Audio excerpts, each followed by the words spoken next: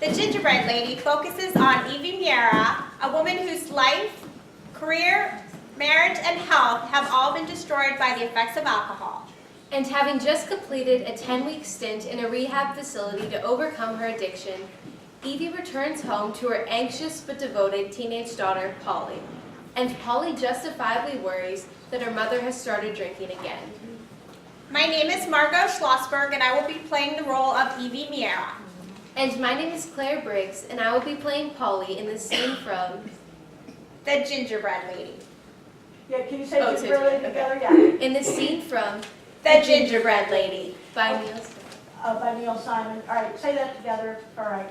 In the scene from The Gingerbread Lady by Neil Simon. Okay, Claire, what you're wearing, is that what you're planning on wearing? No, I have another green shirt here. Okay, actually. but see, we need to see it under the lights. What color is it? It's the exact same color as this. Okay, it's too dark. Too dark. We need something bright. Okay. Bright, bright, bright, because you just fade into it, and the gray and everything. That's why I said, no grays, no black. You need a bright color. What Okay. color should she wear? Well, do you have anything that's bright? A light blue? I think I have a light blue. Okay, but you need a brighter color. Okay. And the gray doesn't really, it might work if it's over a brighter color, but guys, you see what the look is, and you just want to be able to be seen. Okay? All right, let's do the intro one more time. Get right close, right next to each other. And action. In a major departure from previous plays, The Gingerbread Lady focuses on Evy Meara, a woman whose life, career, marriage, and health have all been destroyed by alcohol. And having just completed a 10-week stint in a rehab facility to overcome her addiction, Evy returns home to her anxious but devoted Louder. teenage daughter, Polly, who justifiably worries that Evy has started drinking again. My name is Margo Schlossberg, and I will be playing the role of Evy Meara. And my name is Claire Briggs, and I will be playing Polly Meara in the scene from The Gingerbread Lady by Neil Simon. That's right. Just keep it loud, Claire.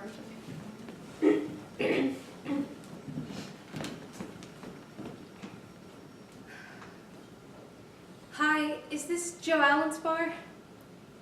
Could you tell me if Evy Meara is there, please? Evy Meara, that's right. Was she there at all today? Hello, I'm home. Never mind, thank you. Give your mom a kiss. Stop. What's wrong? It's almost 9 o'clock. You're kidding. I'm not kidding. It's almost 9 o'clock. All right. What did I miss? The eclipse? What happened? You don't call, you don't leave a note, you don't tell me where you're going to be. I'm expecting you home for dinner at 6:30 and you don't show and I'm scared to death. What happened? Where were you? I was hanging around the subway. Lighten up. You want to hear about my afternoon, or you want to yell at me? I want to yell at you. Well, you can't yell at me. I'm your mother. I'm sorry, Polly. What did you make? I don't know, something out of the cookbook. It was brown and it was hot. Louder, Claire. If you want some, it's in the kitchen. It's yellow and it's cold. I'm sorry. Don't be mad at me. Let me tell you what happened today. Did you eat? Yeah, I think so. Anyways, I was out and I ran into this old vocalist friend of mine. What do you mean you think so? Don't you know if you ate or not? I ate. I'll take an x-ray for you. I had a sandwich.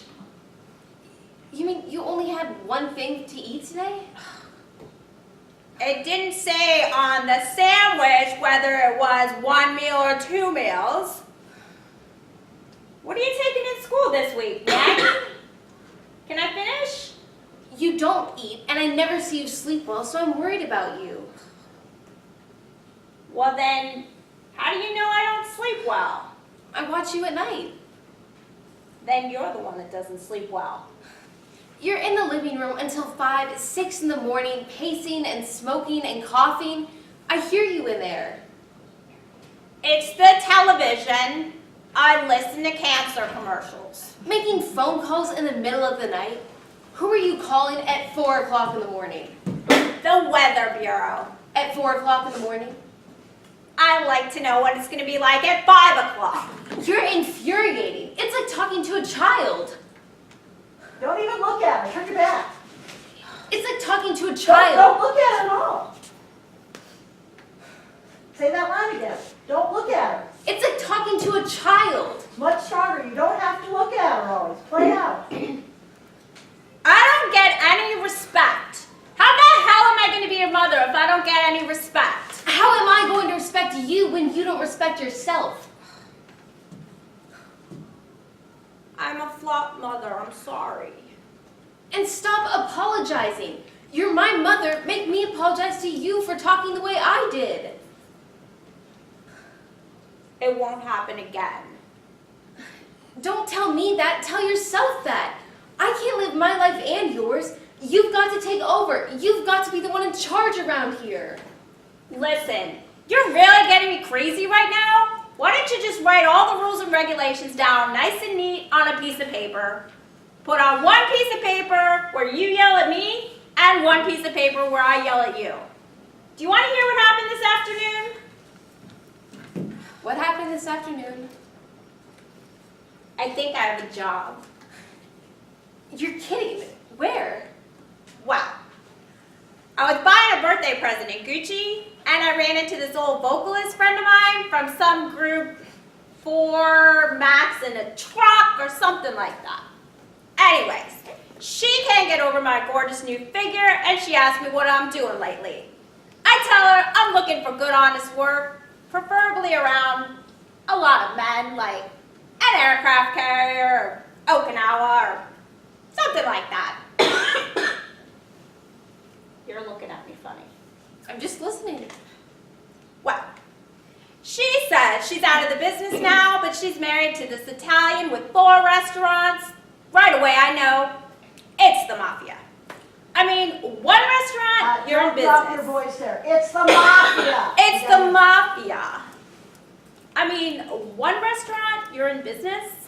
4 restaurants, it's the mob.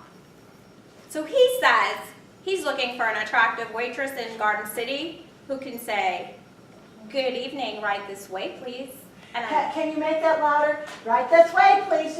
right this way, please. That's me. A hostess in a restaurant? Don't drop your voice, Claire, please. A hostess in a restaurant? Is that what you want to do? No, I want to be a masseuse in the New York Athletic Club, but there aren't any openings. Can I finish my story? Why don't you finish your story? Thank you. I think I'll finish my story. So we go around the corner, and she buys me a sherry. You had a glass of sherry? For the love of... Why would you have a glass of sherry? Because the waitress put it down in front of me. They don't put it down in front of you unless you order it. I don't understand you. I don't understand you. I come home, happy, excited, bubbling with good news, and who do I find? A 17-year-old cop. I'm not loaded, I'm not smashed, I'm thrilled to death to come home and be alive and noticed. Do you need a drink to feel that? I was tense, so I had one stinking little drink. Have you ever had a drink at Sheriff's? Because half of it is painted on the cocktail glass. That isn't the point. You could have had coffee or tea or milk. Oh, well, thank you, miss. When do we land in Chicago? I've had enough of this conversation. Why don't you go inside and do your homework, and when you finish your French, we can talk about it in a foreign language, but until then, shape up or ship out or whatever the hell that expression is. No, listen. I think it's terrific. You think what's terrific?